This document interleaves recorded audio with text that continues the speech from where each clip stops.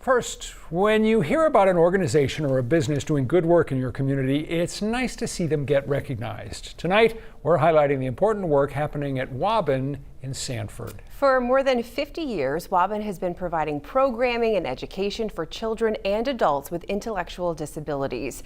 As we found out, it's a mission they hope to continue for many years to come, but they can't do it alone. Stop by the Fraser Ford Center in Sanford just about any time of day and you'll see plenty of this, and this, and this. Nice job. You're on the bike. Not your typical school day, right?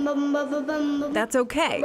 They like it that way. In our building, we have 11 classrooms. Most of the students here are nonverbal. Each child has been diagnosed with an intellectual disability, which means learning in a classroom looks a little different. Each classroom is supported by a special education teacher. Brianne Westman is the school's newest special education director, but she is no stranger to the center or the organization that oversees it, Waban. The days are very structured. As we know, many of our students need structure, consistency, and routine. And so we provide that for them. Westman has been working here since she was an intern in the early 2000s. Over the years, she has seen how challenging yet rewarding the work is that they do. Most of our kiddos are one-to-one support. So when they come in, we make sure that they have a designated ed tech with them. Most of our kiddos need that for their safety. And just in general to be able to access their day. A big part of our day is the motor movement piece. And so in our hallways, there's running and there's bicycle races and there's wagon rides. We have fun. And so embedded in their day is a vast time for play, outdoor play, exploring the outdoors. And then we have time where we really sit down and work on some of those really hard, challenging skills. And that could be just sitting at a table, getting them to be okay with sitting in a chair at a table, maybe using a spoon for the first time to try some food.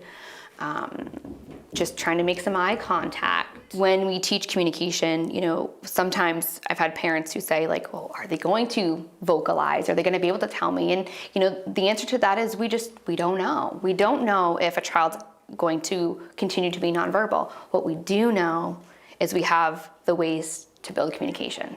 One way to build that communication is through pictures. Their book, and for instance, this one is full of things that the child really likes. And then they hand it to the person who has the iPad and they learn to tap. And sometimes they become vocal and verbalize, I want iPad. Other times they might just tap, but the staff would speak for them, the ed tech, and can say, I want iPad. And then we give them the iPad. So again, it's their way of being able to communicate what it is that they want. These tools are transformative. Just ask Barbara Osesic. She has 2 children attending school here, and her youngest, who is neurotypical, attends the daycare program. It's interesting having 2 kiddos that are on the spectrum because they're so different. Like, it's actually really interesting how opposite they actually are. Anastasia is sensory sensitive, so she's very much like, don't touch me, get away from me, I'm gonna do my own thing.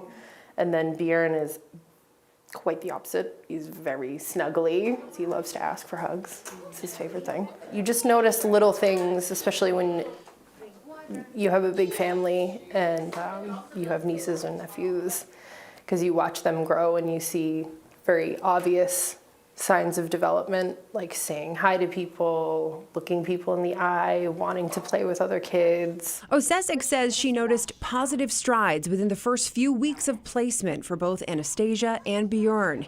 Any self-harming behaviors were few and far between. And the communication barriers slowly started to fade. I mean, my children went from being unable to communicate and talk to now they're at home asking me for things, and they're engaging more with their peers, and which is huge because you need that for school and they need that to continue their education, which we definitely want for Bjorn because he's just so insanely intelligent. Osesic firmly believes her children wouldn't be thriving without Waban and the center. She says the work Westman and others do is a game changer for families. He's well beyond the point of a 4-year-old. I mean, he can read, he knows the planets in order from the sun. I mean, I don't even know that. Me either, right? He's so smart. That's amazing. So once he gets those dots connected, sky's the limit. Connecting dots and spreading hope, one milestone at a time.